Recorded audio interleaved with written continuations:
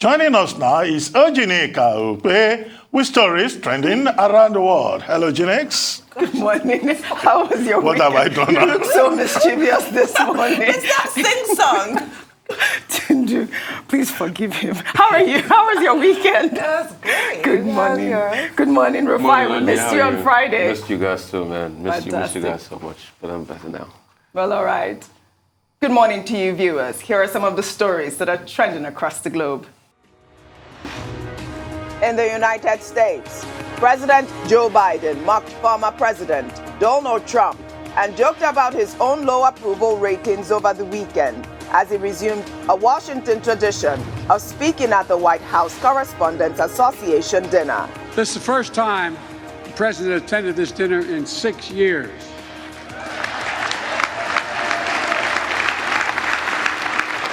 It's understandable. We had a horrible plague, followed by 2 years of COVID. In Russia, the country's state TV released footage showing a mock nuclear attack on 3 European capitals, claiming that the missiles will hit Paris, Berlin, and London in just 3 minutes and will leave no survivors. The TV hosts were reacting to the United Kingdom's Armed Forces Minister's support of Ukrainian airstrikes on Russia's infrastructure. In Nigeria, many are feared trapped beneath the rubble of a 3-story building which collapsed in the Ebute-Metta area of Lagos State on Sunday. Emergency officials are yet to confirm the casualties as search and rescue continues. It is the second building collapse in the area in 2 months. Under sports, Nigeria's Flamingos qualified for the final round of the Under-17 Women's World Cup over the weekend, following a 2-0 win over Egypt at the Petro Sports Stadium in Cairo. This year's FIFA Under-17 Women's World Cup will take place in India between October 11th and the 30th. Under entertainment, the biggest night in fashion, the Met Gala, returns today, where celebrities will turn out in this year's Gilded Glamour white tie themed event on the steps of the famous Metropolitan Museum of Art in New York. The annual fundraiser targets an 8-figure sum for the Met's Costume Institute. More than $16.4 million was raised at last year's event. Finally, the Daily Show TV host Trevor Noah mixed pop culture with politics over the weekend as he made a joke about Will Smith's famous Oscar slap at the White House Correspondent dinner. Noah ended his remarks with some thoughts on the beauty and benefits of press freedom in America, especially during the Russian invasion of Ukraine. It is risky making jokes these days, you know. I mean, we all saw what happened at the Oscars. I've actually been a little bit worried about tonight. I won't lie, you know. I was like, what if I make like a really mean joke, you know, about like Kellyanne Conway, and then her husband rushes up on the stage and thanks me? If you ever begin to doubt how meaningful it is, look no further than what's happening in Ukraine. Look at what's happening there. Journalists are risking and even losing their lives to show the world what's really happening. You realize how amazing it is. Like, in America, you have the right to seek the truth and speak the truth, even if it makes people in power uncomfortable, even if it makes your viewers or your readers uncomfortable. You understand how amazing that is?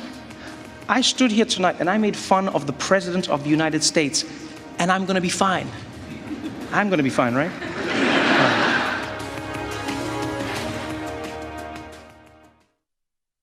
Cindy, what can I say? This was the White House Correspondent Dinner of the Year. Jokes around. I particularly loved Trevor Noah's comment about press freedom in America. I mean, way to go. You take these type of things for granted. And, you know, this is where people get locked up, people get killed just because of press freedom. I really am proud of Trevor Noah, really. Nobody should take it for granted. And what he said is that in America, they have these freedoms. Yes. They don't just have them, though.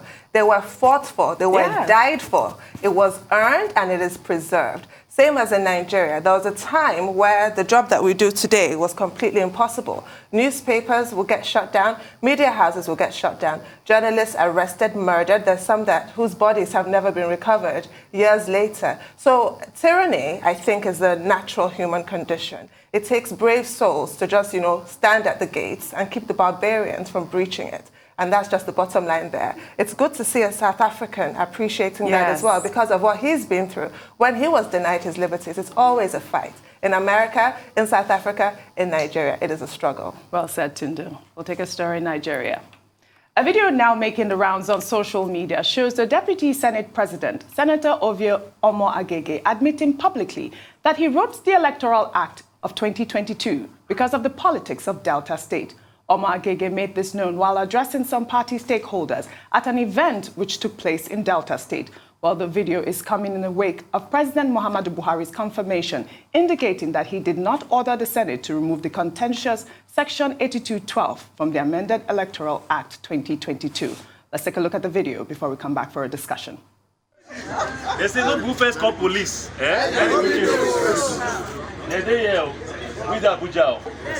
You know that woman, Abi? Yes. They can't do you. As my leader, Dr. Modi, said, the electoral regime don't change. And that electoral act when I hear so, now me right now.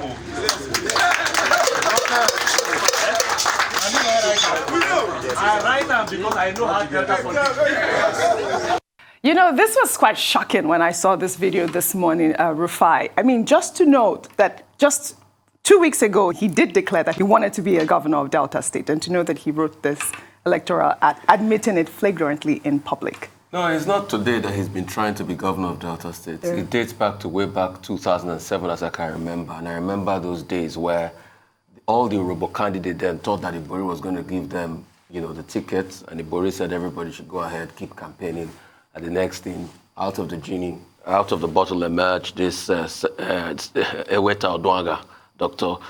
Emmanuel Eweta Odwaga, that became the governor then. So it's not today he's been gunning for it. But the most important thing is, please, we can't have a country where politicians talk like this or behave like this. I mean, this is the same man now. We remember him, the Mace Snatcher. All right? Yeah. The Mace Snatcher. Yeah, the Mace Snatcher that disrupted the National Assembly. He didn't write it. It is the people that decided that this is how they want their elections to be held. And you put recommendations forward and the people pushed. Let's not forget that at some point, they tried stopping it. They put all sorts of calisthenics forward to stop the emergence of that process of an electoral act that will benefit everybody. They lied, they did everything. But the force of the people reigned supreme. So, dear Deputy Senate President, I beg you, not be you write the Electoral Act. You suggest them true.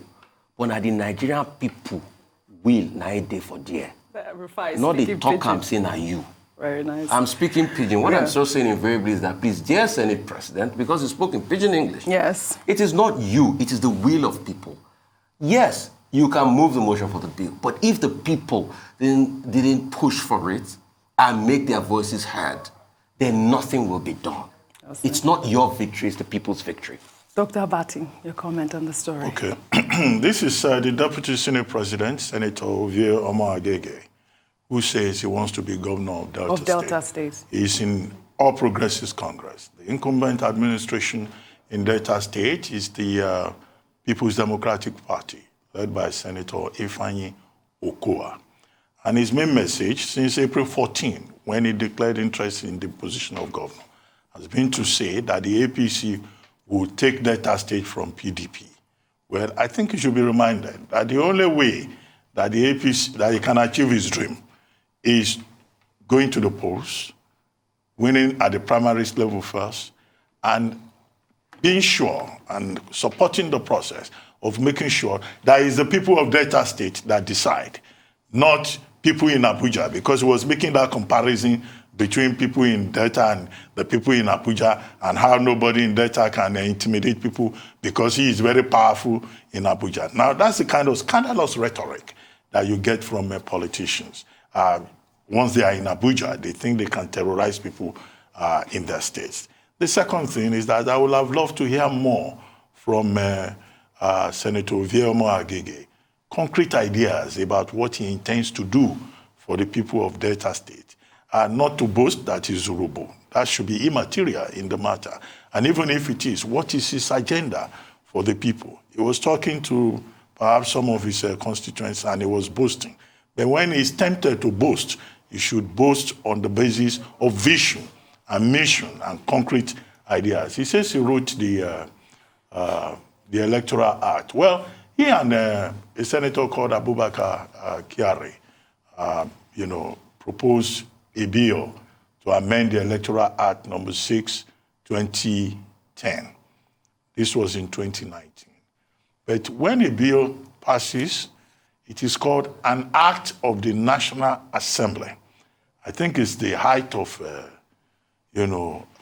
delusion of grandeur, as they call it, for any senator to come forward and say, I wrote that particular law, and I wrote it because of Delta State, Section 84.12 in this regard. Well, you recall that Section 84 subsection 12 was one of the most contentious, clauses in the proposed bill as it then was. And it was the will of the representatives that prevailed at the end of the day. In fact, the entire society argued over that issue, Section 84.12, and also over the mode of primary.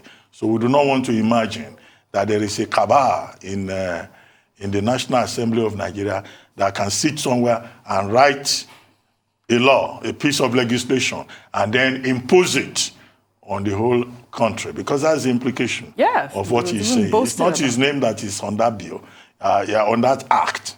It went through due process. So what he was saying doesn't make sense to me. But I hope he will focus more on what he wants to bring to the table and negotiate with the people of Delta State and support making sure that the people's vote counts. Well said. Tunde Abiola. I'm not surprised, dismayed, nothing. I'm completely unmoved by this. I'm quite accustomed to political bloviating. And it's just the usual self-aggrandizement that politicians sometimes indulge in, the usual bluster. I'm really not surprised at all by it. And yes, it's not, I wouldn't say that's the people of Nigeria that write a bill, no. The people of Nigeria choose their representatives who bring to bear their experience to represent us in whatever capacity, whether it's as House of Reps or as a senator. And if you've maybe been a doctor or a lawyer or what have you in your past life before that political foray, you know some of the mischiefs you're trying to cure. You know that some loopholes exist, and you bring that to bear by now writing bills to address those ills in the country. So one person cannot really say that I'm the one who wrote that. You're representing people, and there are other safeguards. You can write whatever you like, but your colleagues in the Senate, all 109 of them, must agree with you. They must pass your bill. And then all 306 in the House of Representatives will, also join that process. Then the president will join that process by granting assent or declining it. So there are all kinds of safeguards that prevent anybody from factually saying, I did this. So this is why I said it's just bluster. Yeah. And I think politicians, if they could, they would tell you that they're the ones who put the oil in Nigeria. It was them that bought that. They'll say anything. I think it's all just part of, campaigning. It's embarrassing, but I don't think it's a big deal at all. I think it's just, you just dismiss You're used to it. Yeah. Well, all right. Let's take another story. Last week, we discussed the story of Pastor Abraham of Christ High Commission Ministry in Kaduna State, who allegedly asked his church members for 310,000 naira before they will be allowed to follow him to Ekiti State, where the gate of heaven will open for them to fly in. Well, reports reaching us indicate that the pastor was invited for questioning by the police in Ekiti State to clarify the claim, which has since gone viral on social media. Well, the pastor is said to have asked his church members to move to a camp in Omuo-Ekiti from Kaduna State to prepare them for the end of the world. While we await a report of the investigation, we have an update of the identity of the pastor. The photograph used in our broadcast last week was that of Pastor Adetunmbi Adewami of Christ Royal Assembly of All Nations International, and not that of Pastor Abraham. We do apologize for this mix-up. Well, to avoid any confusion, here is a photograph of Pastor Abraham. According to police PRO in Ekiti State, Sunday Obutu, well, Pastor Abraham is allegedly still in Ekiti State, and we will be bringing further updates on the findings. Well, it's great that this was brought to our attention, especially from the pastor in the United States. He's a businessman in the United States and runs a ministry there as well. We do apologize for that mix-up. We'll take our final story. Well, over the weekend, the Deputy Secretary General of the United Nations, Amina J. Mohammed, released a video of her meeting with Grammy Award-winning Afro-fusion artist Burna Boy, who has just had a sold-out concert at the Madison Square Garden in New York. Well, in the video, Amina referenced the impact of Burna Boy's music and its influence on the United Nations Artists for Sustainable Development Goals project. Let's take a look. These days, things are not so good around the world. We need young voices, ones that communicate with the vast majority of our youth across the world. Mama. So we have Burna Boy in the house today, and it's really important to us because we do want to bring those from the outside in and to take out the messages of the UN. Artists for the Sustainable Development Goals are influencers. And today, one message from an artist like Burna Boy, who gets to people's hearts, who speaks to social injustice, is important for the goals.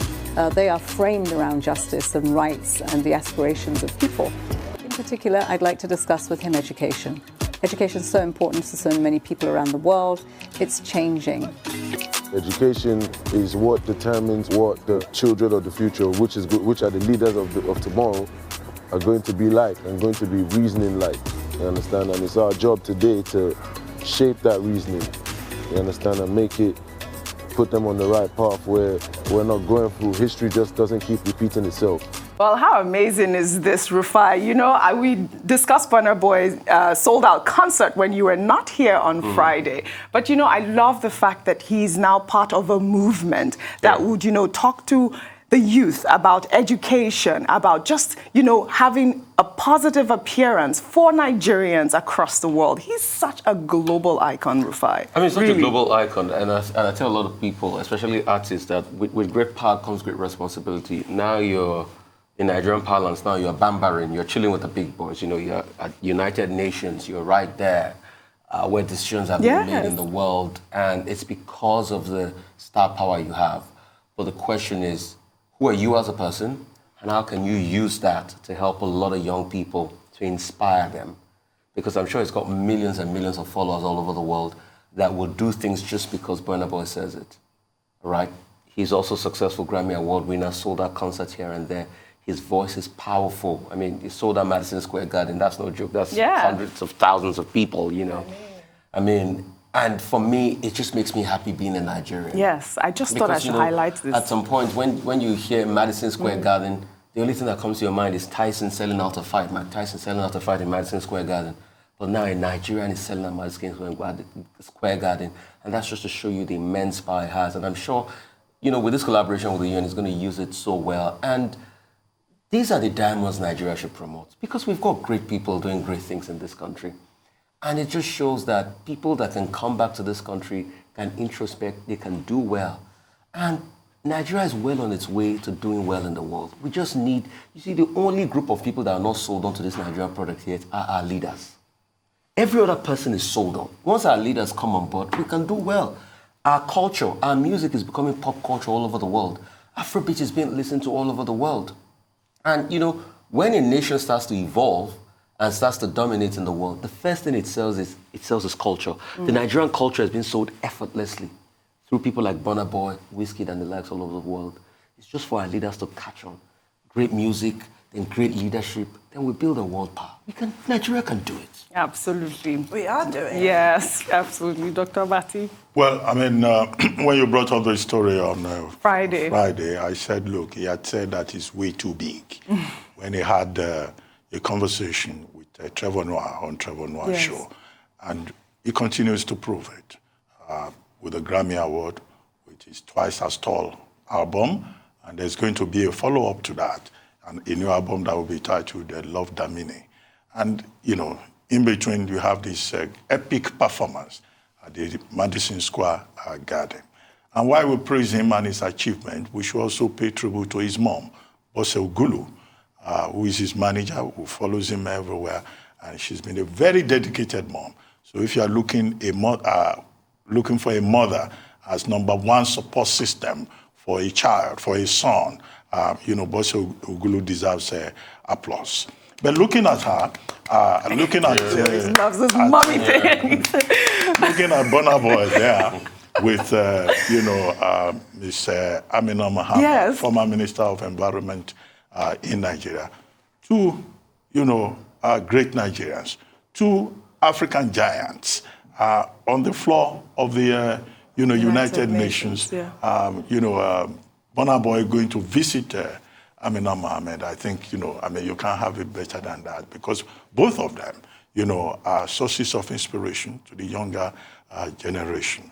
Amina Mohammed in our own right, and Burna Boy. And we can only hope that Burna Boy will continue to grow, because he also represents the power of art, the symbolism of talent. Yes. And now you can use talent, to transform spaces and bring happiness to people. It was so, his performance was so magical at the Madison Square Garden and elsewhere that, in fact, people wanted to go home with him. I don't want to mention this. Who wanted to go home with him. You mentioned it after the show. I must hear it. It was an exceptional performance. Right. And I just hope that this should be one reason why Nigeria should continue to invest in talent, in young people who are doing great things, and provide a support system so that we can produce more Wizkid, more Damini Ogulu, more Davido, and all those wonderful young men who are doing great things. And women. Very well said. And women also. Yes, we have them also. Yes, I want to continue to highlight